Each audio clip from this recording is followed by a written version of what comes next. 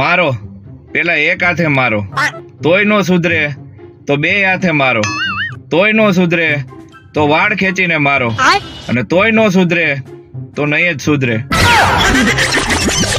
આ દુકાનવાળાએ બોર્ડ માર્યું હતું કે અહીંયા ઓટલા ઉપર કોઈ બેસવું નહીં, તોય બધાય બેસતા. પછી એના જુગાડ કર્યો. ભાઈ આ શિયાળામાં ગેસની તકલીફ વાળાને મોટી મુશ્કેલી હોય. જો ગોદડું ઓઢી રાખે તો ગેસ આઘો ન જાય અને ગોદડું ન ઓઢે તો ઠંડી આઘી ન જાય.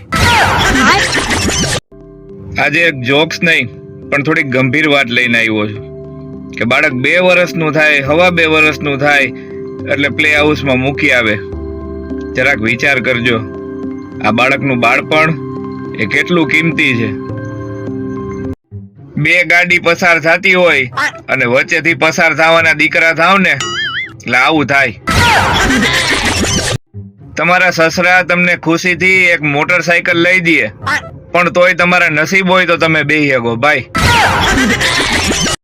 કહેવાય છે કે મન હોય તો માળવે જવાય, એમ મન હોય ને તો ઘરના બાથરૂમમાંથી ગોવાઈ જવાય. આવી ટાઈટમાં જે ઠામણા ધોઈ નાખતી હોય એ ગમે એને ધોઈ નાખે. સાવધાન રહો, સતર્ક રહો.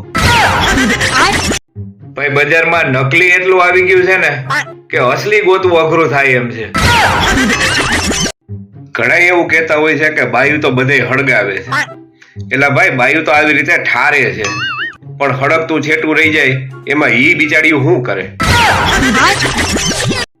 આપણી મમ્મી ભેગા ખરીદી કરવા ગયા હોય અને દુકાન વાળો વસ્તુ નાખીએ 1500 અને આપણી મમ્મી કે 250 તો એમ થાય કે આ ધાબળા ઓઢી લઈને થોડીક વાર ક્યાંક હંતાઈ જાય. નિશાળનો સમય જયારે સવારનો હોય ને ત્યારે અડધા છોકરા તો 10 વાગ્યા સુધી નીંદરમાં હોય. આ ઝાડવું પાકું છોકરી હશે અને વાવાઝોડાને કહેતી હશે કે મારી મરજી, જે બાજુ વળવું હોય એ બાજુ વળું. એલા બાઈ તો જો રૂપાળી ને નમણી ને સૂટા વાળ ને લાલ સણિયા સોડી પાછા. તઈ હે બાઈ મારા લગ્ન થયા તઈ તું ગઈ તી ક્યાં? આજની સ્ત્રી જો એકવાર ધારી લે ને પછી નો ધાર્યું એવું કરે. આ છે છોકરીઓનો રિયલ ફોટો અને આ છે ઇન્સ્ટાગ્રામ નો ફોટો. આટલી મુસીબત સહન કરી અને આ ભાઈ હજી એક નવી મુસીબત લેવા જાય છે. જૂની ફિલ્મોમાં આ રીતે વિડીયો કોલ થતા હતા. પત્ર વાંચતી વખતે ફોટોય દેખાતો પાછો. આ છે લગ્ન પહેલાનો ફોટો અને લગ્ન પછીનો ફોટો જોવો હોય ને તો મોબાઈલ ઊંધો કરો. તમને એમ છે કે માણામાં એક જ આ પ્રોબ્લેમ છે? એટલે એવું નથી ભાઈ, બધે હરખું જ છે. હમણાં સુપરમેન ભારત આવ્યો હતો અને ટ્રેનમાં માણસો ચડતા હતા ને તો એની ઉપરથી ઉડીને અંદર જવા ગયો. જનરેશન ગેપનું એક મોટું ઉદાહરણ ડબ્બા વહી સોચ નહીં. 5000 વર્ષો પછી જે ખોદકામમાં માનવ કંકાલ નીકળશે ને તે આવી રીતના હશે. ગળામાં કફ ન હોય અને તોય ખોખારા ખાધા રાખે એને કહેવાય સસરા. છોકરીઓ આનંદો, હવે તમારા માટે પાણીપુરી પણ પિંક કલરની આવી ગઈ છે. આને કહેવાય આપણા સિક્યુરિટી ગાર્ડ. ટાટા સ્કાય વાળાએ કોઈ દી વિચાર્યું નહીં હોય કે એની છત્રીનો આવો સરસ ઉપયોગ થઈ શકે. કઈ કારમાં સૌથી ઝડપથી પેટ્રોલ ભરાશે? રેસ ગઈ તેલ લેવા, આરામ કરો.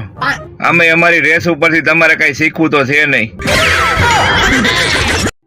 ફેસબુક અને ઇન્સ્ટાગ્રામમાં છોકરી બનીને બેઠેલા છોકરાઓ આવો હાલ નો થાય જરાક જોજો. એ અડધા કપ જેટલી જ ચા બનાવજો. એવા મહેમાન માટે સ્પેશિયલ કપ. એકાદો મોટો એવોર્ડ બચ્યો હોય તો આ ફોટોગ્રાફરને આપવા વિનંતી. હવે આમાં હકીકતમાં બન્યું છે હું કે આજુબાજુ પેટ્રોલ પંપ નહોતો ને તો આ 2 જણા ક્યાંક હાલીને વયા ગયા છે. આપણે ત્યાં લોકો ટેન્શન દૂર કરવા માટે આ આયુર્વેદિક દવા 3 ટાઈમ લે છે.